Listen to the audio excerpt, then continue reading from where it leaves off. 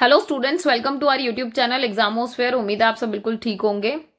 आज एक new surprise है आप लोगों के लिए। मैंने पहले से इसको इन्फॉर्म नहीं किया था, बट हाँ, आई थॉट कि अभी टाइम है तो हम इसको कर सकते हैं। So introduction to political theory. बहुत सारे स्टूडेंट्स पॉलिटिकल थ्योरी की डिमांड करते हैं ओनली, जो कि हम फर्स्ट ईयर वाले स्टूडेंट्स भी पढ़ते हैं और सेकेंड ईयर वाले भी, राइट। बट मैं अभी जो फोकस कर रही हूँ वो इंट्रोडक्शन टू पॉलिटिकल थ्योरी पर फोकस कर रही हूँ। और इसको कंप्लीट करने की कोशिश करते हैं आपके एग्जाम से पहले, क्योंकि आपका एग्जाम 12 को है। सो मैं उससे पहले इसको कर दूंगी कंप्लीट, डोंट वरी। ठीक है, तो बस एक काम कर देना, मेरा इसको शेयर जरूर कर देना, ताकि जितने भी स्टूडेंट्स हैं जिनको सच में इसकी नीड है, क्योंकि नीड इतनी ज्यादा मुझे इसकी दिखाई पड़ी, तो आई थॉट कि ये बेसिक कॉन्सेप्ट है, इनको ही सबसे पहले उठाते हैं। तो ये हर स्टूडेंट तक पहुंच जाए, ये आपकी रिस्पॉन्सिबिलिटी है। बाकी मैं अपनी रिस्पॉन्सिबिलिटी फुलफिल करूंगी, आप अपनी करना, राइट। सो शुरू करते हैं इसको। शुरू करने से पहले जरूरी बात एक दो। In public administration in India की सीरीज आपकी ऑलरेडी कंप्लीट है। Constitution value and fundamental duties complete है। India's foreign policy, Indian government and politics, ancient and medieval Indian political thought हो गया। Theory and practice of democracy. अब आप देख सकते हो कितने सारी आपके कोर्सेज ऑलरेडी कंप्लीटेड है, राइट। प्लेलिस्ट बनी हुई है सेपरेट होकर, आराम से जाकर प्लेलिस्ट फॉलो करो, सब कुछ आपको सीरीज में मिल जाएगा। इसके अलावा टेलीग्राम चैनल जरूर ज्वाइन कर लेना, क्योंकि यहाँ पर मैं प्रीवियस ईयर क्वेश्चन पेपर भी शेयर कर देती हूँ। बाकी कुछ इंपॉर्टेंट चीजें होती है तो आपको यही टेलीग्राम पर शेयर होती हैं। सो बहुत सारे ऐसे स्टूडेंट्स हैं जो पढ़ रहे हैं बट टेलीग्राम पर नहीं है, सो प्लीज उसको ज्वाइन कर लें। लाइक शेयर एंड सब्सक्राइब कर देना, लाइक कर दिया करो वीडियोस को, शेयर कर देना अपने सारे बैचमेट्स को, आपके जूनियर्स को, ठीक है। एंड सब्सक्राइब कर दिया करो जब भी आप देखते हो, ताकि आपको सारी वीडियोस का नोटिफिकेशन टाइम पर मिल जाए।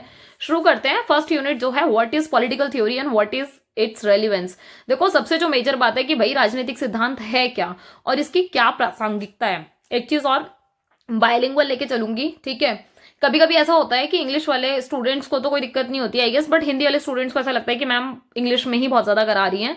पर बात सुनो, मैं आपको कोशिश करती हूँ कि जो टर्म है या जो कॉन्सेप्ट है वो मैं इंग्लिश में बोल रही हूँ, पर नॉर्मल तो मैं हिंदी में ही समझा रही हूँ ना आपको। तो आप अगर कॉन्सेप्ट समझ जाओगे तो आप उसको लिख पाओगे अपनी लैंग्वेज में, ठीक है। बाकी जो मेजर टर्म है कि जैसे पॉलिटिकल थ्योरी है, तो पॉलिटिकल थ्योरी को राजनीतिक सिद्धांत कहते हैं, रेलिवेंस को प्रासंगिकता कहते हैं, वो आप यहाँ स्क्रीन से भी देख सकते हो, ठीक है। बाकी मैं बैलेंस करके चलूंगी, डोंट वरी। सो शुरू करते हैं। अगर इंट्रोडक्शन की बात करें, परिचय की, तो जो बेसिक वर्ड है पॉलिटिक्स, हमें पता है कि ये जो वर्ड है पॉलिटिक्स, ये मतलब या राजनीति कह लो, ठीक है। इसके अंदर बहुत सारी चीजें आ जाती हैं, बहुत सारी चीजों के ना हम रिलेशनशिप्स को यहाँ पर इंक्लूड करते हैं। जैसे इंडिविजुअल, इंडिविजुअल समझ रहे हो, जहां पर एक अकेले की आइडेंटिटी की बात हो रही है। फिर बहुत सारे इंडिविजुअल मिलाकर ही क्या करते हैं, ग्रुप बनाते हैं।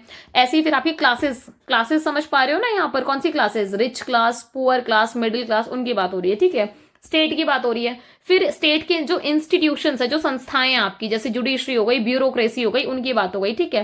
तो जहां पर इन सबके रिलेशनशिप को पढ़ा जाता है, ये सारे रिलेशनशिप वर्क कर रहे होते हैं एक जगह पर, तो वही तो पॉलिटिक्स हो रही होती है ना बेसिकली।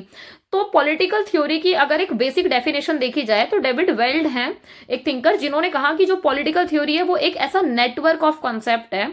मतलब ये लगा लो कि यहाँ पर ना बहुत सारे जो कॉन्सेप्ट है और जो जर्नलाइजेशन है, जर्नलाइजेशन समझते हो, जब आप किसी बात को जर्नलाइज कर देते हो, जैसे बहुत बेसिक सी बात है कि हम सबको पता है कि जैसे जर्नलाइज कर देते हैं, जर्नलाइज करने का अच्छा एक एग्जांपल दे देती हूँ मैं, ताकि आपको क्लियर हो जाए। जैसे एक बेसिक एग्जांपल है आपका, विमेन के ऊपर लगा लो, ठीक है, कि जर्नलाइज किया हुआ है कि विमेन है जो, उसका काम है कि वो हाउस होल्ड का काम जो है वो विमेन ही करेगी, और जो बाहर का काम होगा वो कौन करेगा, मैन ही करेगा। तो ये जर्नलाइज किया हुआ था पहले से सोसाइटी ने, कि आदमी का ये काम होता है, औरत का ये काम होता है, ठीक है। जबकि वो बात अलग है, टाइम के हिसाब से चीजें चेंज हो रही है, पर जर्नलाइज जो कॉन्सेप्ट है वो यही है कि जब आप ओवरऑल सब पे लागू कर दो कि भैया ये चीज तो पर्टिकुलर इसी काम के लिए बनी है, ठीक है। तो जब पॉलिटिकल थ्योरी में एक ऐसे मतलब नेटवर्क की बात होती है, जहां पर ऐसे कॉन्सेप्ट हो गए, ऐसे जर्नलाइजेशन हो गए जो पॉलिटिकल लाइफ से रिलेटेड है, जहां पर आपको डिफरेंट डिफरेंट आइडियाज दिखेंगे, अजम्पशन दिखेगा। जैसे ये अजम्पशन है ना कि आप मतलब अगर कुछ भी बेसिक एक चीज है कि अगर आप फ्रीडम की बात कर रहे हो, तो अजम्पशन है कि हाँ भाई हम आजादी आजादी की बात करें, सब कुछ अच्छा अच्छा होगा, जबकि आपको पता है इसमें रिस्ट्रिक्शन भी होती है ना, लिमिटेड तरीके से चीजें होती हैं। Statement about the nature, nature से रिलेटेड चीजें हो गई। पर्पस क्या है, क्या की फीचर्स हैं गवर्नमेंट के, जो भी पर्टिकुलर कंट्री में गवर्नमेंट काम कर रही होती है उसके फीचर्स अलग अलग होते हैं। स्टेट अलग तरीके से वर्क कर रहा होता है, सोसाइटी अलग अलग तरीके की होती है, ठीक है। क्या क्या पॉलिटिकल कैपेबिलिटीज हैं एक ह्यूमन बीइंग की। तो जहां हम इन सारी चीजों को लेकर चलते हैं, तो पॉलिटिकल थ्योरी में बेसिकली एक ऐसे नेटवर्क की बात की जाती है जहां पर ये जितने भी कॉन्सेप्ट मैंने आपको बोले, जितनी भी चीजें बोली, इन सबका क्या होता है, मेल मिलाप हो रहा है आपस में, ठीक है। अच्छा, व्हाट इज पॉलिटिकल थ्योरी। अब इन जनरल सेंस में समझे कि पॉलिटिकल थ्योरी है क्या आखिर में, तो ये देखो कॉम्प्रिहेंसिव जो डेफिनेशन है, कॉम्प्रिहेंसिव समझ रहे हो ना, जो व्यापक रूप से है, मतलब पूरा जो ओवरऑल जर्नली हम कहेंगे तो दो थिंकर हैं आपके, ठीक है। इनको आप जरा लिख लेना, ठीक है, क्योंकि ये इंपॉर्टेंट है, आपके आंसर में मार्क करके आओगे जरूर से, ठीक है। गोल्ड एंड कॉल्ब हैं जिन्होंने डिफाइन किया पॉलिटिकल थ्योरी को कि ये क्या है, सब फील्ड है पॉलिटिकल साइंस की, जिसके अंदर कौन कौन सी मतलब कौन कौन सी चीजें आती हैं, ये उप क्षेत्र बोलते हैं इसको, ठीक है, सब फील्ड को, तो ये देख लेना। तो इसमें आ रहा है पॉलिटिकल फिलोसफी। कहने का मतलब है कि जब भी आप पॉलिटिकल थ्योरी की बात करोगे तो पॉलिटिकल फिलोसफी आप हमेशा पढ़ोगे इसमें, ठीक है। जब आप पॉलिटिकल फिलोसफी हमेशा पढ़ते हो तो यहाँ पर हम मॉरल थ्योरीज देखते हैं पॉलिटिक्स की, कि भाई पॉलिटिक्स करने के लिए कौन कौन सी मॉरल थ्योरीज को फॉलो किया जा रहा है, कौन से हिस्टोरिकल तरीके हैं जब आप मतलब पॉलिटिकल आइडियाज को स्टडी करते हो। फिर साइंटिफिक क्राइटेरियन भी होते हैं बहुत सारे, ठीक है, लिंग्विस्टिक एनालिसिस होते हैं पॉलिटिकल आइडियाज के। इसके अलावा डिस्कवरी होती है या फिर सिस्टमैटिक डेवलपमेंट होता है, जो जर्नलाइजेशन का होता है। जैसे कोई कॉन्सेप्ट है जो चलता ही चला आ रहा है, ठीक है, जैसे ये वाला जो मैंने एक एग्जांपल दिया था विमेन्स और मेंस वाला, यार ये शुरू से ही चलता आ रहा था। टेक्निकली देखा जाए तो मतलब बहुत पता नहीं कितने सालों से ये कॉन्सेप्ट जर्नली चल रहा है, कि जो हमने मतलब उनका जो एरिया है वो डिफाइन किया हुआ है कि विमेन का हाउस होल्ड तक सीमित है और मेंस का कहाँ तक सीमित है, कि वो बाहर की सारी रिस्पॉन्सिबिलिटी करेंगे, कमा के लाएंगे, चाहे कुछ भी हो जाए, मतलब चाहे बीमार है या कुछ भी है, बट उनको लेके ही आना पड़ेगा, उनकी रिस्पॉन्सिबिलिटी जर्नलाइज किया हुआ था, राइट। तो कैसे पॉलिटिकल बिहेवियर को मतलब सिस्टमैटिक तरीके से वर्क करता है, पॉलिटिकल बिहेवियर का क्या रोल है, तो वो सारी की सारी चीजें किसमें मतलब आपके पॉलिटिकल साइंस के सब फील्ड में काउंट होती हैं। अच्छा, इसमें आप एक चीज और कंक्लूड कर सकते हो कि जो पॉलिटिकल थ्योरी है वो कंसर्न करती है basically the study of phenomena of state. मतलब आप स्टेट का जो फिनोमिना है, मतलब जो राज्य है, राज्य के बारे में आप अध्ययन करते हो फिलोसफिकली और एम्पिरिकल टर्म में। मतलब जो फिलोसफिकली जो बातें लिख गई हैं किताबों में, जो थियोरिटिकली हैं, सिद्धांत हैं, आप उन सबको तो फॉलोअप कर ही रहे हो, ठीक है, इसके मतलब दर्शन के रूप में। इसके अलावा क्या है, एम्पिरिकल टर्म में। एम्पिरिकल मतलब क्या हो गया, जब आप इनको प्रैक्टिकल लाने की बात करते हो, है ना, एक्सपीरियंस के बिहाफ पर। तो यहाँ दर्शन और एक्सपीरियंस दोनों के बिहाफ की बात हो रही है कि भाई दोनों के कॉन्टेक्स्ट में ही हम इस फिनोमिना को स्टडी करते हैं। इसके अलावा ये बात भी सही है कि ये बहुत इंपॉर्टेंट इसलिए हो जाता है बिकॉज जो मैन है, मैन का जो फेट है, देखो मनुष्य का जो ये कहते हैं मनुष्य का जो भाग्य है वो कहीं ना कहीं डिपेंड है किस पर, एक सिस्टम ऑफ रूल पर। मतलब जो रूलर है एक पर्टिकुलर कंट्री में, जो भी सिस्टम फॉलो अप हो रहा होगा, तो कोई ना कोई रूलर होगा जो उसको चला रहा होगा, तो उसके ऊपर उस पर्टिकुलर पर्सन का क्या होता है, वो भाग्य निर्धारित होता है। मैं इसको बहुत सिंपल लैंग्वेज में अगर समझाऊं आपको, कि आप अगर किसी ऐसी कंट्री में चले जाओ जहां पर वुमेन्स को पढ़ना ही अलाउ ना हो, मान लो कोई विमेन ऐसी है जिसके अंदर भाई बहुत अच्छी क्षमता है, बहुत स्किल है, वो बहुत कुछ कर सकती है, पर उस कंट्री में अलाउ ही नहीं है ऐसा करना, तो आप कैसे कर पाएंगे, राइट। तो एक जो सिस्टम है उसका बहुत महत्वपूर्ण रोल हो जाता है, बहुत इंपॉर्टेंट रोल हो जाता है, ठीक है। अच्छा, इसके अलावा जो मतलब रूल्ड हैं, रूल्ड कौन है, जिसके ऊपर रूल किया जा रहा है, जैसे जनता, ठीक है, तो उनकी बात हो रही है यहाँ पर। और जो भी यूनाइटेड एक्शन लिया जाता है कॉमन गुड्स के लिए, मतलब सबकी भलाई के लिए, यहाँ पर कॉमन वेलफेयर की बात हो रही है ना, तो उसको हम थोड़ा सा इंपॉर्टेंस देते हैं। अच्छा, अब पॉलिटिकल थ्योरी और पॉलिटिकल थॉट के बारे में अगर जाने कंबाइन रूप में, तो देखो जो पॉलिटिकल थॉट है ये ना बड़ा डोमेन है आपका, इसके अंदर ये जर्नलाइज टर्म है, क्योंकि पॉलिटिकल थॉट हम इन जर्नल यूज कर देते हैं, बाद में हम इसके आगे डोमेन लगाते हैं। जैसे हम कहेंगे इंडियन पॉलिटिकल थॉट, अगर मैंने इसके आगे इंडियन लगा दिया, दैट मीन्स कि मैं किन की बात कर रही हूँ, जो इंडियन थिंकर है ना तुम्हारे, यहां मैं उनके थॉट की बात कर रही हूँ, ठीक है। अब अगर मैं यहां लगा दूं वेस्टर्न, अगर मान लो मैंने वेस्टर्न लगा दिया, तो दैट मीन्स कि जो वेस्टर्न थिंकर है ना, वेस्ट के जो लोग हैं, जो थिंकर्स रहे हैं, मैं उनकी बात कर रही हूँ। तो जो बड़ा डोमेन है वो क्या है, पॉलिटिकल थॉट है, ये जर्नलाइज्ड है आपका, ठीक है। तो ये आप समझ रहे होंगे मेरे ख्याल, ठीक है। अच्छा, अब इसके अलावा जो पॉलिटिकल थॉट है, इसमें आपके सारे के सारे जितने भी थॉट्स हैं वो कंप्राइसेस हैं, जितने थ्योरीज हैं, जितने वैल्यू ऑफ पर्सन, या जैसे किसी पर्सन ने कुछ कहा, किसी ग्रुप ऑफ पर्सन ने, किसी कम्युनिटी ने स्टेट के ऊपर कोई बात कही, कोई उससे रिलेटेड कोई क्वेश्चन उठाया, कोई बात हुई, ठीक है, या फिर कोई भी एक्सप्रेशन है, कोई भी आपको लगता है कि कोई भी मतलब किसी ने अपनी बातें रखी, अपने पॉइंट ऑफ व्यू डिस्कस किए, भले ही वो कोई प्रोफेसर हो, जर्नलिस्ट हो, राइटर हो, नोवेलिस्ट हो, पोएट हो, वो सबका सब आपका क्या है, पॉलिटिकल थॉट है, क्योंकि जर्नल टर्म में ले रहे हैं, ठीक है। जब हम इसको बाइफरकेट करेंगे इंडियन या वेस्टर्न के कॉन्टेक्स्ट में, तो वो अलग तरीके से वर्क करेगा, ठीक है। थ्योरी की अगर बात करी जाए तो देखो ऑलवेज कुछ इंडिविजुअल जो थिंकर होते हैं वो क्रिएशन करते हैं, मतलब कुछ पर्टिकुलर थिंकर ही हैं जो थ्योरीज की बात करते हैं, क्रिएट करते हैं। तो एक थिंकर का नाम है बार्कर। देखो इन नामों को ना याद रखना शुरू करना, क्योंकि पॉलिटिकल थ्योरी में जो मेन चीज है वो थिंकर है, कि कुछ कुछ थिंकर्स के कॉन्सेप्ट है जो कॉमन है, पूछे भी जाते हैं और हमें पता भी होने चाहिए, सिंपल सी बात है, ठीक है। सो बार्कर हैं जो कमिटेड करते हैं कि जो पॉलिटिकल थॉट है वो कहीं ना एमिनेंट है फिलोसफी में, मतलब कि जितने भी पॉलिटिकल थॉट है उनके लिए वो बोलते हैं कि ये आपका ऐसा दर्शन है जो हमेशा फॉलो अप होगा, बेसिक रहेगा पूरे एज में, ठीक है। पॉलिटिकल थ्योरी कहीं ना कहीं वो ये कहते हैं कि ये स्पेक्यूलेशन है पर्टिकुलर थिंकर का, समझ पा रहे हो, मतलब एक विशेष जो विचारक है उसके थॉट प्रोसेस की बात कर रहे हैं यहाँ पे। अब देखो, अब आप एक और एस्पेक्ट देखोगे पॉलिटिकल फिलॉसफी का, कि जब हम राजनीतिक दर्शन की बात करते हैं तो वो किस चीज की बात कर रहा है। तो अगर हम नॉर्मल दर्शन को देखें, क्योंकि जर्नलाइज टर्म क्या है, दर्शन, ठीक है, तो यहाँ किस चीज को देखा जाता है, किस चीज की खोज हो रही है, बेसिकली यहाँ पर रिलाई किया जा रहा है कि जो रियल में जो चीजें हैं, मतलब उन उन थॉट प्रोसेस को सोचा जा रहा है जो रियली, मतलब कोई भी ऐसी चीजें जहां पर जो रियल में एग्जिस्ट कर रही है, जैसे ट्रुथ हो गया, विजडम हो गया, ठीक है, तो ज्ञान और सत्य की खोज हो रही है यहाँ पर, ठीक है। और जब ये सर्च पॉलिटिकली कॉन्सेप्ट में आती है या फिर पॉलिटिकल टॉपिक से रिलेटेड होती है, तो हम इसको क्या कह देते हैं, पॉलिटिकल फिलॉसफी कह देते हैं, ठीक है।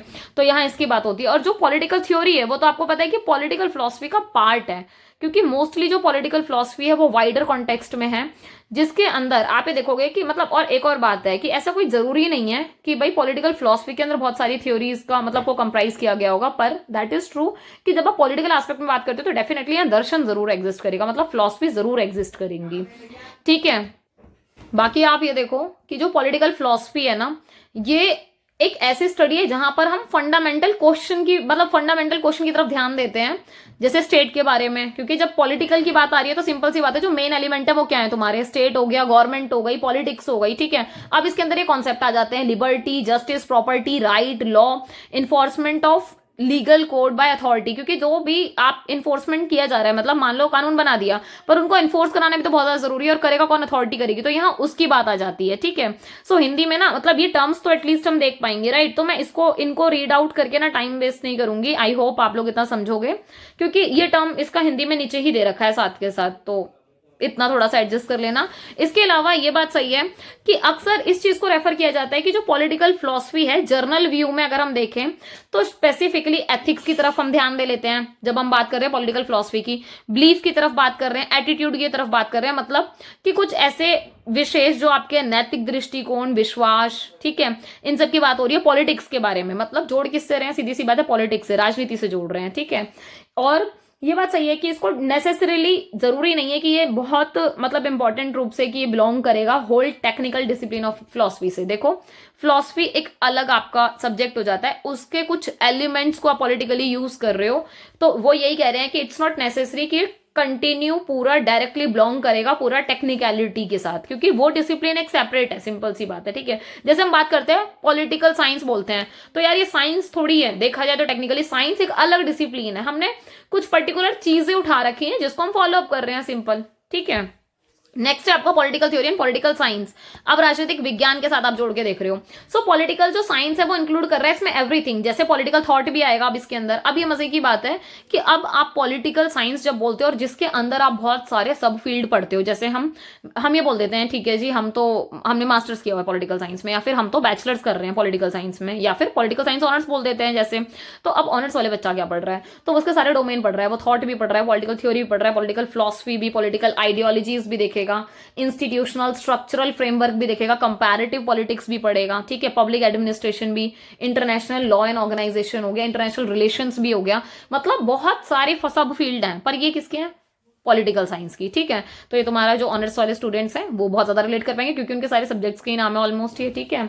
और जो नॉर्मल बीए प्रोग्राम वाले स्टूडेंट्स भी होंगे, या फिर अदर वाले जो स्टूडेंट होंगे जो एज अ डिसिप्लिन पढ़ रहे हैं इसको, तो ये बेसिक है, ये आई थिंक हम सबको पता होने चाहिए और पता भी होंगे, सो आप इसको एज अ सब फील्ड समझ सकते हो, ठीक है। ये बात सही है कि जो पॉलिटिकल थ्योरी है, आप नीदर उसको ना तो उसको प्योर थॉट कह सकते हो, ना वो प्योर फिलॉसफी कह सकते हो, और मजे की बात है कि ना उसको प्योर साइंस कह सकते हैं, क्योंकि ये क्या है, इंटरडिसिप्लिनरी है, आपस में क्या हो रहा है, इनके डिसिप्लिन मर्ज हो रहे हैं, तो ये बात समझने की बहुत जरूरी है।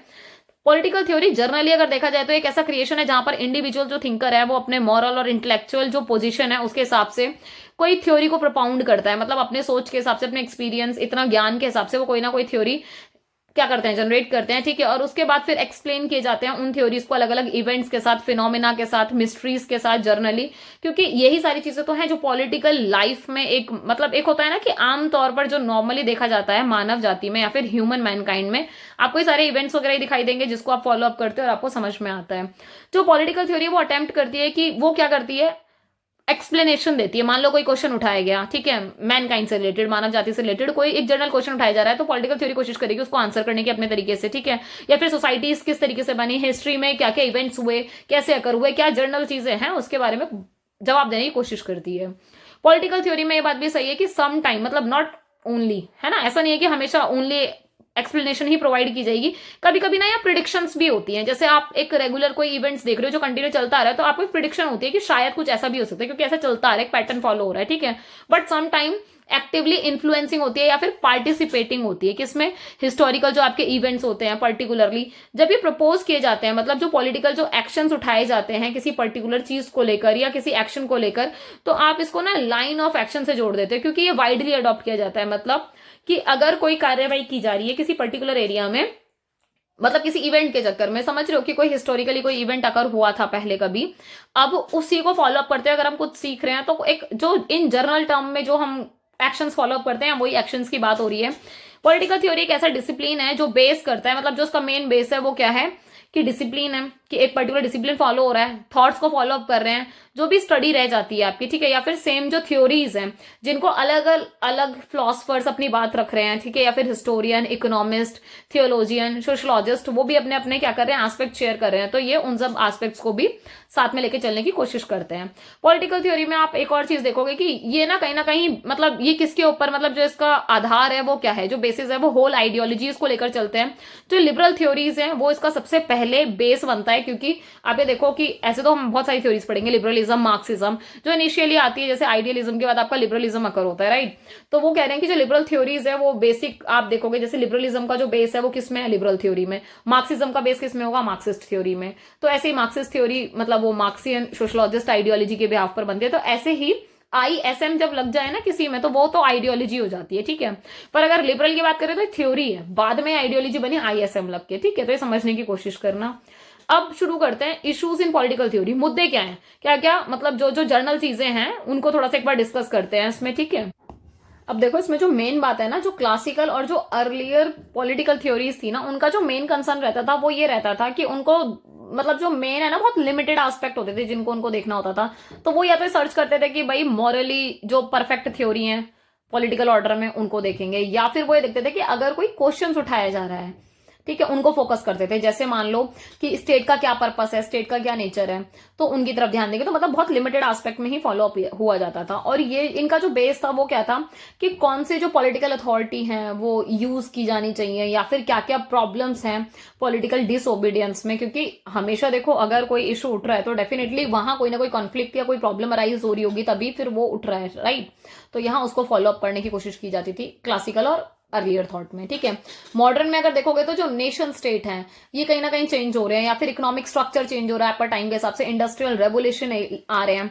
अब इसकी वजह से क्या हो रहा है कि जैसे टाइम चेंज होता है तो टाइम के हिसाब से क्या होता है, चीजें चेंज होती हैं। तो मतलब क्या हो रहा है, नई नई प्रायोरिटीज राइज कर रही हैं, नए नए इश्यूज भी निकल के आएंगे। फिर rights, duties, liberty, equality, property, ये ज्यादा इंपॉर्टेंट हो गए। अगर आप बहुत पहले देखोगे तो पहले ये वाले इश्यूज इतने इंपॉर्टेंट नहीं थे, बट अब मॉडर्न टाइम पीरियड में सारे इश्यूज अराइज हो रहे हैं, तो ये सारी चीजों को फोकस किया जाता है। लास्ट 2 डेकेड्स में अगर देखेंगे हम तो डिफरेंट जो इश्यूज हैं वो इमर्ज हुए हैं। इनके अलावा भी देखो एक दौर था जब ये इश्यूज बहुत ज्यादा मतलब क्या थे, प्रोमिनेंट थे। टाइम और आगे बढ़ा, अब नए नए और इश्यूज आने लग गए, जैसे आइडेंटिटी की बात होने लग गई, जेंडर की बात होने लग गई, इन्वायरमेंटलिज्म की बात हो गई, इकोलॉजी की बात हो गई, कम्युनिटी की बात हो गई। इससे पहले आप देखो तो यहां पर तो हमने कुछ ऐसा नहीं पढ़ा था। टाइम चेंज हुआ, फिर नए थॉट्स अकर हुए, नई चीजें आई, ठीक है। बहुत सारे ऐसे रिसर्जेंसी हुई जो वैल्यू बेस्ड पॉलिटिकल थ्योरी में आप देखते हो, क्योंकि नया नया फोकस आपको दिखाई पड़ेगा, नए नए आपको और इश्यूज दिखाई पड़ेंगे, क्योंकि यहां पर क्या है, मर्ज हो रहे हैं कॉन्सेप्ट, मतलब फ्रीडम, इक्वालिटी, जस्टिस, इनके साथ क्या है कि जो आपकी और चीजें हैं ना वो मर्ज हो रही हैं। तो और नए नए इश्यूज आप यहां देखोगे। जो ट्रेडिशनल अगर आप देखोगे जो ट्विन वे है, मतलब कि एक इशू को आप 2 तरीके से देखते हो, मतलब समझ पा रहे हो यहां पर कि 2 तरीके देखने के। तो जैसे लिबरल और Marxist, therefore is also changing. पहले क्या था कि आप कोई मुद्दा उठा, आप उसको लिबरल नजरिए से देखोगे या फिर मार्क्सिस्ट नजरिए से। पर अब ये जो ट्वेन, ये दो जो मतलब जो हम मतलब दोहरे तरीके से हम चीजों को देखते थे, अब इसमें भी चेंज आ गया टाइम के हिसाब से। अच्छा, अब सबसे इंपॉर्टेंट बात आती है रेलिवेंस क्या है पॉलिटिकल थ्योरी का आज के टाइम पे, कि जैसे नई नई चीजें उभर रही हैं, नई नई चीजें इमर्ज हो रही हैं, तो क्या सच में रेलिवेंस है पॉलिटिकल थ्योरी का जैसे पहले था। तो रेलिवेंस की अगर बात करें तो ये बात सही है कि देखो इवॉल्व हो रही हैं, बहुत सारे आपके अप्रोचेस दिखाई पड़ रही हैं नेचर से रिलेटेड या फिर स्टेट के पर्पस से रिलेटेड। पर जो बेसिस है आपके पॉलिटिकल अथॉरिटी का, तो मतलब या फिर हम बात करें किसकी, जब हम बेस्ट फॉर्म ऑफ गवर्नमेंट की बात करते हैं या फिर ओनली बात नहीं करते, उनको प्रैक्टिसेस में लाने की बात करते हैं, रिलेशनशिप देखते हैं स्टेट के बीच में और इंडिविजुअल के बीच में, फिर हम उसी कॉन्टेक्स्ट में उनके राइट्स भी देखते हैं, तो भाई इन सब चीजों के हिसाब से तो इसकी रेलिवेंसी बहुत नजर आती है। क्योंकि अगर ये नहीं होंगे, मेन कॉन्सेप्ट्स नहीं होंगे, तो आप कैसे फिर ये अपने जितनी भी चीजें आप उनको कैसे इमर्ज करोगे, राइट। तो यहाँ उनकी बात होती है। इसके अलावा पॉलिटिकल थ्योरी, मतलब आप ये देखोगे कि इसमें और कौन कौन सी चीजें निहित है ना, कौन कौन सी चीजें लाई करती हैं इसमें। तो देखो यहाँ पर आप ये देख रहे हो कि ये प्रोवाइडिंग एन एक्सप्लेनेशन और डिस्क्रिप्शन ऑफ पॉलिटिकल फिनोमेना, कोई भी पॉलिटिकल फिनोमेना है उसको एक्सप्लेन भी करेंगे, उसको डिस्क्रिप्शन भी देंगे उसका, ताकि वो कॉन्सेप्ट जड़ से समझ में तो आए एटलीस्ट, ठीक है। इसके अलावा helping select the political goals and action for a community, जब आप किसी समाज में रह रहे हो, किसी कम्युनिटी में रह रहे हो, तो क्या पॉलिटिकल गोल्स होने चाहिए, फिर उन गोल्स को पूरा करने के लिए कौन कौन से एक्शन लिए जाने चाहिए, उनकी बात होती है, ठीक है। नेक्स्ट है आपका, यहाँ बात की जा रही है कि जो मॉरल जजमेंट्स बनाए जाते हैं, है ना, तो उनको, मतलब अगर आपको कोई भी मॉरल जजमेंट्स करने हैं, कोई भी डिसीजन लेने हैं, तो क्या उनका बेसिस हो, तो उनको भी हेल्प करता है ना, कि ताकि एक रेलिवेंट तरीके से चीजें की जा सके। इसके अलावा ये बात सही है कि आप ये देखोगे टाइम के हिसाब से, जैसे कहीं ना कहीं आप ये देखो कि जो कंटेम्पररी टाइम पीरियड है उसमें बहुत रैपिडली, बहुत स्पीड से क्या हो रहा है कि स्टेट बहुत सारे चैलेंजेस को फेस कर रहा है। जैसे आप पॉवर्टी का चैलेंज देखोगे, करप्शन का देखोगे, ओवर क्या हो रहा है, पॉपुलेशन बहुत ज्यादा बढ़ रही है, right, ethnic racial tension, environmental pollution, ये सारी की सारी नई प्रॉब्लम्स है जो इमर्ज हो रही हैं। और ये बात सही है कि ऐसा नहीं है कि ये चीजें आप, मतलब अगर देखोगे तो ऐसा नहीं है कि आप इसको एक छोटे से लेवल पर पढ़ते हो, भाई ये इंटरनेशनल प्रॉब्लम्स में भी दिखाई पड़ती हैं, but this is not to mention international problems like conflict, पर ये ऐसी चीजें हैं जो स्मॉल लेवल से, मतलब ऐसा नहीं है कि ओनली इंटरनेशनल लेवल पर ही इमर्ज हो रही हैं। ये इमर्ज कहां से हो रही है यार, पैदा तो छोटे छोटे ग्राउंड्स पर, छोटी छोटी जगहों पर हो रही है ना ये प्रॉब्लम। तो वो यही कह रहे हैं कि आप जैसे इंटरनेशनल प्रॉब्लम्स में तो हम कॉन्फ्लिक्ट को काउंट करा देते हैं, ठीक है, पर ये करप्शन, पॉवर्टी, ये तो हर एक जगह की प्रॉब्लम है ना, छोटे छोटे लेवल पर, और फिर ये इमर्ज हो रही है बहुत बड़ी तरीके से, राइट, कि बढ़ रही है धीरे धीरे, और धीरे धीरे क्या, तो बहुत रैपिडली ही बढ़ रही है। खैर, तो यहाँ उसकी बात हो रही है। अच्छा, तो जो डेविड हेल्ड है वो कमेंट करते हैं कि जो टास्क है पॉलिटिकल थ्योरिस्ट का, मतलब एज अ पॉलिटिकल थ्योरिस्ट, ये बहुत ग्रेट, बहुत बड़ी बात है ये, कि जब आप इसकी कॉम्प्लेक्सिटी को देखते हो, क्योंकि जो जटिलता बहुत ज्यादा, मतलब इसमें, मतलब एक होता है ना कि जटिलता में बहुत ग्रेटनेस नजर आती है उनको, क्योंकि जो एब्सेंस है सिस्टमैटिक स्टडी का, क्योंकि कोई सिस्टमैटिक तरीके से कोई स्टडी नहीं हुई किसी पैटर्न को फॉलो करते हुए, और there is danger that politics will be left to the ignorant and self seeking people who are in pursuit of power. और देखो ये वही वाली बात है कि यही चीजें हैं, जब सिस्टमैटिक तरीके से चीजें नहीं होती हैं तो एक खतरा पैदा होता है पॉलिटिक्स के लिए भी। क्यों? क्योंकि ऐसे में क्या होता है, जो मेजर चीजें हैं आप उनको लेफ्ट कर देते हो, उनको इग्नोर कर देते हो। क्यों? क्योंकि जो लोग रूल कर रहे हैं भाई, वो क्या करेंगे, वो तो अपनी पावर को परस्यू करने के लिए, अपनी पावर को मेंटेन करने के लिए क्या करेंगे, वो अपने तरीके से कार्य करेंगे, राइट। तो वो तो और लोगों के लिए नहीं सोचेंगे ना। तो यहाँ मतलब उस कॉन्सेप्ट की बात करें, कौन, डेविड हेल्ड। जो इंपॉर्टेंट स्कूल्स हैं पॉलिटिकल थ्योरी में, जो हम इन जनरली देखते हैं या पढ़ते हैं, क्लासिकल पॉलिटिकल थ्योरी, जिसको हम हिंदी में बोल देते हैं शास्त्रीय राजनीतिक सिद्धांत, लिबरल पॉलिटिकल थ्योरी, उदार राजनीतिक सिद्धांत, या फिर जैसे हम उदारवाद भी बोलते हैं इसको, राइट। जब ISM लग जाता है ना, लिबरलिज्म, मार्क्सिज्म, तो फिर ये उस तरीके से उदारवाद हो जाएगा, मार्क्सवाद, ठीक है। तो मार्क्सिस्ट पॉलिटिकल थ्योरी, मार्क्सवादी राजनीतिक सिद्धांत, empirical scientific political theory. Empirical को ना ऐसे याद रख लेना, ई से इंपीरिकल, ई से क्या है, एक्सपीरियंस, तो अनुभव की बात हो रही है यहाँ पर, ठीक है, अगर इंपीरिकल वैसे याद ना रहे तो जो एक्सपीरियंस के बिहाफ पर होता है। कंटेम्पररी पॉलिटिकल थ्योरी, समकालीन और कंटेम्पररी का मतलब समझ रहे हो, जो प्रेजेंट टाइम में, प्रेजेंट सिनेरियो की बात हो रही है यहाँ पे। सो जो पॉलिटिकल क्लासिकल पॉलिटिकल थ्योरी है, शास्त्रीय राजनीतिक सिद्धांत है, ये इमर्ज हुआ था देखा जाए तो फ्रॉम 6th सेंचुरी BC से। और जब ये इवॉल्व हुआ तो मतलब आपको पता है कि जो ग्रीक में, रोमन में, अर्लियर जो यूरोपियन क्रिश्चियन थिंकर हैं या फिर जो फिलोसफर है, उनको रेफर किया जाता है कि ये सारे के सारे आपके किस में आते हैं, क्लासिकल पॉलिटिकल थ्योरीज में आते हैं, ठीक है। और ग्रीक में भी अगर देखा जाए तो प्लेटो और एरिस्टोटल, ये बहुत ज्यादा प्रोमिनेंट नेम है, जिनको जरूर से ना रट लेना, घोल के पी लेना इनको, ठीक है, कि क्लासिकल का नाम आते हैं, या प्लेटो और एरिस्टोटल को मार्क करके आओगे, जिनके हम स्टडीज को मेजरली पढ़ते हैं और इनका इन्फ्लुएंस आज तक है, हम आज तक पढ़ते हैं उसी पेस के साथ, ठीक है। अच्छा, अंडरलाइन अगर आप इनके क्वेस्ट को देखो कि भाई किस चीज की तरफ मतलब ज्यादा खोज की गई, तो जो best possible form of government है इसको ढूंढने की कोशिश की गई कि भाई कौन सी बढ़िया गवर्नमेंट होती है। तो स्टेट और जो गवर्नमेंट है उनको व्यू किया गया, उनके टूल्स को रियलाइज किया गया कि भाई मॉरल गोल्स होते हैं एक मैन के लिए, सोसाइटी के लिए, या फिर सोसाइटी में गुडनेस को प्रमोट करना है, सोशल वेलफेयर को प्रमोट करना है, तो उसके लिए क्या चीज बेटर होनी चाहिए, उन सबकी खोज हुई। क्लासिकल जो ट्रेडिशनल है, ये इस चीज को भी सॉर्ट करते थे कि मतलब इनका मतलब ये सर्च करते थे जैसे एक आइडियल स्टेट की बात कर रहे हैं या फिर एक स्टेबल सिस्टम की बात कर रहे हैं। मतलब इनका ऐसा था कि मतलब ये मांग करते थे कि एक आइडियल स्टेट हो, एक स्टेबल सिस्टम हो। और जो मेन क्वेश्चन था वो ये कि जो क्लासिकल ट्रेडिशन है, मतलब ये पूछा जाता था कि कौन सी वाली जो फॉर्म ऑफ गवर्नमेंट है वो बेस्ट है, what is the best form of government, कि भाई आपके सबसे कौन सी बेस्ट होनी चाहिए, एंड हु शुड रूल, किसको रूल करना चाहिए, क्यों करना चाहिए। और इसके अलावा ये भी कि अगर कोई कॉन्फ्लिक्ट हो जाए तो भैया आप उसको कैसे सॉल्व करोगे, किस तरीके से उनको सॉल्व किया जाना चाहिए, तो उसका भी सवाल दो, मतलब जवाब दो। तो ये सारी की सारी चीजें आपके किस टाइम पे मर्ज हुई, क्लासिकल ट्रेडिशन के टाइम पर। अब आ जाओ लिबरल पॉलिटिकल थ्योरीज में। ये आपका अगर हिस्टोरिकल पीरियड में अगर आप रेफर करो तो जो रेनेसो वाला टाइम है, रिफॉर्मेशन इन यूरोप हो रहा था जिस टाइम पे, ये उस टाइम को फॉलो अप कर रहा है जहां जब इंडस्ट्रियल रेवोल्यूशन हुआ, ठीक है। और यहीं पर डोमिनेंस हुआ किसका, जो क्लासिकल ट्रेडिशन है, मतलब कहीं ना कहीं वो एंड हुआ और जो लिबरल वाला है ये थोड़ा सा डोमिनेटिंग होने लगा। तो न्यू जो फिलोसफिकल है या फिर ये जो वेव आई है ना, ये जो लहर आती है, इसमें आपको नए नए थिंकर देखने को मिलेंगे। तो अब जब लिबरल पॉलिटिकल थ्योरी है तो यहाँ पर ना कुछ नाम ये देख लो, यहाँ पर मैं इसको थोड़ा सा मार्क ही कर देती हूँ, मार्क क्या हाईलाइट करके देख लेते हैं इसको, ठीक है। हाईलाइट वैसे हो नहीं रहा इस वाले पेन से, पर चलो तुम ऐसे ही देख लो कि हॉब्स की बात हो रही है, लॉक की बात हो रही है, थॉमस की बात हो रही है, जेफरसन की बात हो रही है, थॉमस पेन की बात हो रही है, इसके अलावा जेरमी बेंथम, जे.एस. मिल, हर्बर्ट स्पेंसर और ऐसे ही कई आपको थिंकर दिखाई पड़ेंगे। पर देखो मजे की बात ये है, इनमें से ना एक आदि नाम ऐसा लग रहा होगा जो आपको आपने कॉमनली नहीं सुना होगा। हॉब्स लॉक तो मेरे ख्याल से हम सबने सुना है, ठीक है। मिल हम सबने सुना होगा, जेरमी बेंथम सुना होगा, मेरे हिसाब से आपने अगर थॉमस भी सुना ही होगा, जेफरसन हो गया, थॉमस पेन हो गया, हर्बर्ट स्पेंसर हो गया, थोड़े से नए नाम लग सकते हैं पर ये ऐसे नाम है जिनको आप अपने आंसर में साथ साथ लिखते चल लो। मतलब जहां पर अगर लिबरल पॉलिटिकल थ्योरी ऐसे करके ना ये 4-5 नाम लिख दिए ताकि 3-4 भी याद रह जाए तो पेपर में लिखा ना, क्योंकि पॉलिटिकल थ्योरी में थिंकर्स का ही ज्यादा खेल होता है कंपैरेटिवली, ठीक है। एक्सप्लेन तो करोगे ही पर थिंकर्स लिख के आओगे तो आंसर बहुत बढ़िया बनेगा तुम्हारा, इसलिए पहले ही बता रही हूँ कि इन नामों को याद रख लेना। जो मेन थ्रस्ट है लिबरल ट्रेडिशन का वो क्या है कि भाई जो लिबरल वाले हैं किसकी बात कर रहे हैं, इंडिविजुअल के राइट की बात कर रहे हैं, स्टेट की बात कर रहे हैं कि स्टेट और इंडिविजुअल के बीच में क्या होता है, कॉन्ट्रैक्ट होता है।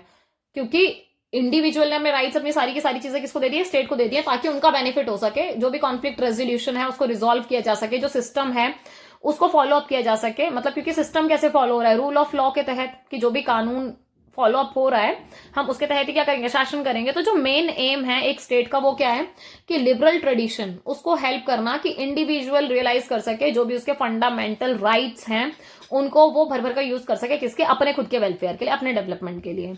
अच्छा, मार्क्सिस्ट पॉलिटिकल थ्योरी, अब ये देखो अब यहां पर वही कि जो बेसिस है आपका लिबरल पोजिशन का वो कहीं ना कहीं सपोर्ट करता है किस चीज को, टोटल इकोनॉमिक फ्रीडम को, जिसको फिर चैलेंज करने के लिए कौन आते हैं, कार्ल मार्क्स आते हैं। और कार्ल मार्क्स के एक फ्रेंड हैं, कौन है, एंजल्स, ठीक है। तो इन्होंने भी इसको क्या किया, चैलेंज किया। तो इन ये जो दोनों थिंकर्स हैं आप इनको देखोगे कि जो लेटर हाफ 19th सेंचुरी है, मतलब इन्होंने उस पर मतलब काफी जोर दिया था इस टाइम पीरियड में, और जिसको साइंटिफिक सोशलिज्म भी कहा जाता है। तो साइंटिफिक जो सोशलिज्म है वो कार्ल मार्क्स से या फिर मार्क्सिस्ट थ्योरी से सीधा सीधा जोड़ा जाता है, तो समझ जाना, ठीक है। कभी कंफ्यूज हो जाओ कि ये साइंटिफिक सोशलिज्म कैसे आ गया इसमें, तो ये मार्क्सिस्ट में ही आता है। जो सोशलिज्म है ये एक मतलब यहां आप ये देखोगे ना कि जो मेन आप ये देखोगे यहां पर तो प्रीडेटेड है ये थ्योरी मार्क्स के कॉन्टेक्स्ट में। इसके अलावा ये स्ट्रॉन्ग थ्योरेटिकल फाउंडेशन भी देता है, क्योंकि अगर आप मार्क्सिस्ट थ्योरी की बात करोगे तो सबसे ज्यादा थ्योरेटिकल फाउंडेशन कौन देता है, कार्ल मार्क्स देता है यहाँ पर, ठीक है। अच्छा, इसके अलावा ये एक ऐसी सोसाइटी को क्रिएट करने की बात करते हैं जहां पर man shall not be exploited by man. ये लाइन बहुत इंपॉर्टेंट है क्योंकि कार्ल मार्क्स ऐसा कहते हैं कि आदमी ही आदमी को दबा रहा है, वही उसका एक्सप्लॉइटेशन कर रहा है, राइट। तो वो ये कहते हैं कि यहाँ पर ईच इंडिविजुअल को भाई अपनी विल के हिसाब से जैसी इच्छा होगी उसके हिसाब से फुल अपॉर्चुनिटी मिले ताकि वो अपनी पर्सनालिटी को डेवलप कर सके अपने पोटेंशियल के हिसाब से, ठीक है। जो फर्स्ट मेजर थिंकर थे जिन्होंने हिस्टोरिकल एक्सप्लॉइटेशन की बात करी, जैसे जो फीमेल जेंडर है या फिर जो विमेन की लिबरेशन की जो नीड है वो भी यहीं पर इमर्ज हुई, क्योंकि इन्होंने इसी चीज पर फोकस किया है कि भैया आदमी ही आदमी को क्या कर रहा है, दबा रहा है, तो वो चीज ना हो यहाँ पर, ठीक है। क्योंकि तभी तो मार्क्स कहते हैं ना सीधा कि अमीर और अमीर होता है, गरीब और गरीब होता है। रीजन क्या है, यही कि उनका क्या होता है, एक्सप्लॉइटेशन होता है। तो उस बारे में था। इंपेरिकल साइंटिफिक पॉलिटिकल थ्योरीज की अगर बात करें तो ये वाला जो टास्क है इसमें आप ये देखोगे ये न्यू स्कूल ऑफ थॉट है जो फॉर्मुलेट होता है फिर सिस्टमाइज तरीके से जो कॉन्सेप्ट ऑफ साइंस है उसको पॉलिटिकल बिहेवियर में लेके आता है। और ये एम्फेसाइज करते हैं किस पर, इंपेरिकल रिसर्च पर। इंपेरिकल रिसर्च से समझ रहे हो यहाँ पर किसकी बात हो रही है, एक्सपीरियंसेस की बात हो रही है। और वो किसके कॉन्टेक्स्ट में हो रही है, पॉलिटिकल फिलॉसफी कॉन्टेक्स्ट में। तो जो भी आपके बिहेवियरल साइंटिस्ट हैं वो सजेस्ट करते हैं कि जो पॉलिटिकल थ्योरीज हैं या फिर जो पॉलिटिकल थ्योरिस्ट होते हैं, जो लोग होते हैं, उनको इस चीज को क्लैरिफाई करना चाहिए और क्रिटिसाइज करना चाहिए जो भी सिस्टम ऑफ कॉन्सेप्ट हैं जिनको आप एम्पेरिकली रेलिवेंस के साथ जोड़ते हो पॉलिटिकल बिहेवियर में।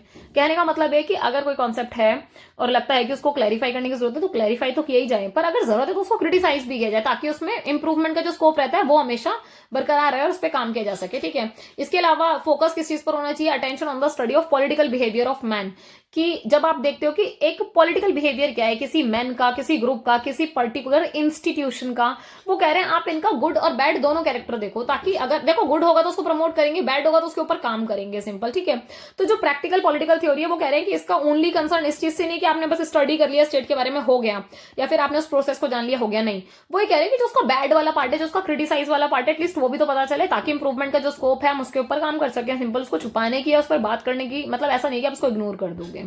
नेक्स्ट है आपका कंटेम्प्रेरी पॉलिटिकल थ्योरी। ये 1970s के टाइम से थोड़ा सा ज्यादा फोकस में आने लगा जब एम्पिरिसिस्ट और जो बिहेवियरल स्कॉलर्स हैं साइंस के, उन्होंने थोड़ा सा इस पे फोकस करना शुरू किया। उन्होंने बात करी वैल्यू फ्री पॉलिटिक्स की या फिर ऐसे मेथड्स की बात आई जो क्रिटिसिज्म में आने लग गए या फिर मतलब जो पॉपुलैरिटी लॉस्ट कर चुके हैं। और रीजन क्या है कि वही यहाँ पर एड्रेस नहीं किया जाता पॉलिटिकल और सोशल इश्यूज को इस कॉन्टेक्स्ट में।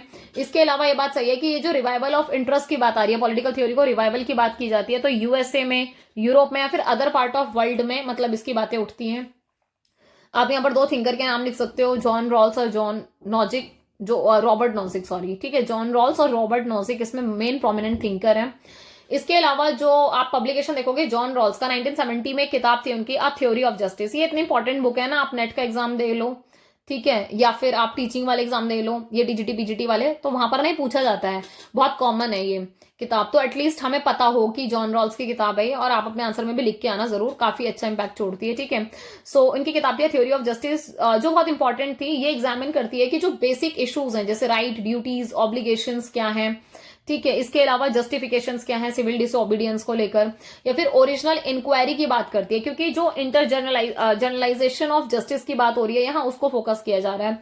तो इस किताब ने काफी सारे एस्पेक्ट्स को फॉलो अप किया है। इसके अलावा कुछ ऐसे स्कॉलर्स हैं जिनको आप लिख सकते हो या फिर मेंशन कर सकते हो, जैसे पीटर लास्लेट हो गया, जॉन पॉकॉक हो गया, ठीक है, क्विंटन स्किनर हो गया, जॉन डोन हो गया। ये न्यू हिस्टोरियंस माने जाते हैं पॉलिटिकल थॉट के, तो आपको दो चार नाम याद रह जाए तो जरूर मेंशन कराना। ठीक है, बाकी जो एम्पेरिकल की बात हो रही थी, तो ये कह रहे हैं कि जो एम्पेरिकली अंडरस्टैंडिंग की बात होती है ना, या फिर एक्सप्लेन करते हैं कॉन्सेप्ट को, तो हिस्टोरिकली थोड़ा सा ध्यान देते हैं, जिसमें एग्जामिन करते हैं कि जो इंपॉर्टेंट कॉन्सेप्ट है हिस्टोरिकल कॉन्टेक्स्ट में वो जानने की थोड़ी सी जरूरत है, ताकि हमें वो पता हो, स्ट्रैटेजीज क्या फॉलो होती हैं वो पता हो, to access the feasibility of moving from where we are to where we might like to be, कि हम कहाँ हैं और हम कहाँ बढ़ सकते हैं, कहाँ हम होना चाहते हैं। ठीक है, तो ये चीज थोड़ा सा मतलब उस चीज को थोड़ा सा क्या करते हैं, क्लैरिफाई करते हैं। अच्छा, नेक्स्ट है आपका why study history of political thought, राजनीतिक विचारों के इतिहास का अध्ययन क्यों करें, कि भाई इसकी क्या जरूरत है।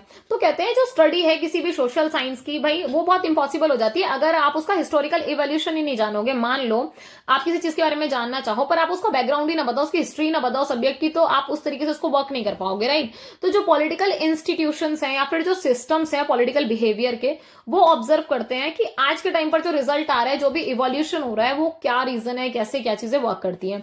अच्छा, इसके अलावा जो सोशल क्लासेस की बात हो रही है या फिर पॉलिटिकल पावर की बात हो रही है, इकोनॉमिक प्रोसेस की बात हो रही है, वो कह रहे हैं कि ये सब ना ऐसा नहीं कि रातों रात एक ही रात में सब कुछ इमर्ज हो गया और एकदम से कॉन्सेप्ट उभर के आ गए ना।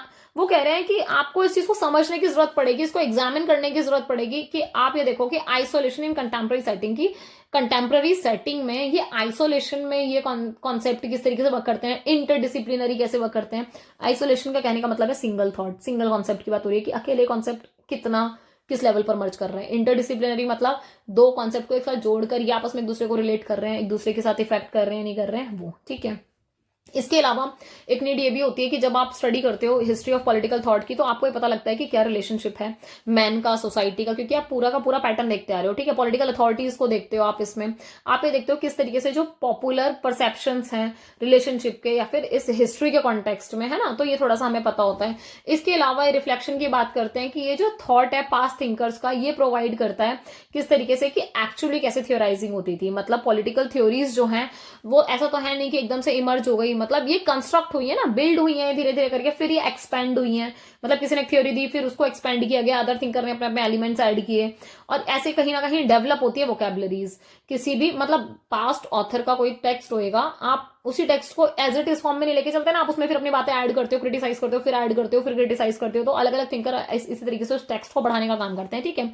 तो ऐसे में क्या होता है, इजी कंपैरिजन हो जाता है, जजमेंट इजी हो जाता है, ताकि आप पास्ट एंड कंटेम्प्रेरी वर्क को समझ पाओ और ट्रांजिशन ट्रांसफॉर्मेशन भी देख पाओगे एक्चुअली, ठीक है। अनदर रीजन क्या है, जब आप स्टडी करते हो historical development of political thought को, जब आप एग्जामिन करते हो, इसमें क्या होता है, जब आप पॉलिटिकल थॉट को एक पर्टिकुलर टाइम पीरियड में देख रहे हो और फिर आप उसका एक्शंस देख रहे हो कि क्या इन्फ्लुएंस आ रहा है एक इंसान के ऊपर, और आ भी रहा है तो कैसे आ रहा है, ठीक है। कुछ थिंकर है जैसे प्लेटो हो गए, मार्क्स हो गए, ये आर्ग्यू करते हैं, अपने आइडियाज देते हैं, इन्होंने अपने पॉलिटिकल थॉट्स, फिलोसफिकल थॉट्स दिए हैं, ठीक है, जिसके मतलब आप ये देखोगे हैव लिटिल या फिर no effect on the conduct of man in power. मतलब बहुत ज्यादा इफेक्ट नहीं है मैन इन पावर के कॉन्सेप्ट में। आप अगर इनके फिलोसफिकल थॉट देख लो, प्लेटो के, मार्क्स के, तो बहुत ज्यादा फॉलो अप नहीं हो रहे, पर जो अदर थिंकर है वो आर्ग्यू कर रहे हैं इस चीज के ऊपर। उन्होंने अपने थॉट को या फिर जो हिस्ट्री ऑफ पॉलिटिकल आपके एक्शंस हैं उसको थोड़ा सा रिलेट किया है इसके साथ, तो वो थोड़े बहुत मतलब क्वाइट रिलेट कर जाते हैं आपस में, ठीक है। तो ऐसे जो थॉट्स हैं थिंकर्स के अलग अलग, वो इन्फ्लुएंस करते हैं। तो जरूरी नहीं है कि एक थिंकर जो है वो ऐसे थॉट दे देगा जो हर जगह लागू हो जाएंगे ना, कुछ जगह लागू हो भी सकते हैं, कुछ जगह नहीं हो सकते, पर आगे आने वाले थिंकर्स हैं, हो सकता है उनकी बात उससे रिलेट हो जाए। तो ये बिल्कुल उसी कॉन्सेप्ट में है। बाकी यूनिट 1 आपकी ब्रीफली मैंने कवर की है, होपफुली आपको समझ में आ गई होगी। मेन कॉन्सेप्ट मैंने आपको यहाँ क्या किए हैं, एक्सप्लेन किए हैं, ठीक है। सो यूनिट 1 आपकी कंप्लीट हो गई है। यूनिट 2 मैं बहुत जल्दी ले आऊंगी, ठीक है, और एग्जाम से पहले खत्म हो जाएगा, डोंट वरी। मैं भी अपने वर्ड्स की कीमत रख लूंगी, तुम भी अपने वर्ड्स की थोड़ी सी कीमत रख लेना, क्योंकि देखो डिमांड उठी थी इसीलिए मैंने उसको इनिशिएट कर लिया कि चलो ठीक है, स्टूडेंट्स को जरूरत है कर देते हैं। पर अब हर एक जरूरतमंद स्टूडेंट तक ये वीडियो पहुंच जाए वो आपका काम है, राइट। तो उसको जरूर शेयर कर देना भर भर के। बाकी लाइक शेयर एंड सब्सक्राइब कर देना। लास्ट तक बने रहने के लिए बहुत बहुत थैंक यू। टेलीग्राम चैनल जरूर से ज्वाइन कर लेना। बाकी पढ़ते रहो, आगे बढ़ते रहो, अपना और अपने माता पिता का नाम रोशन करो। मिलते हैं नेक्स्ट वीडियो में बहुत जल्दी, बाय।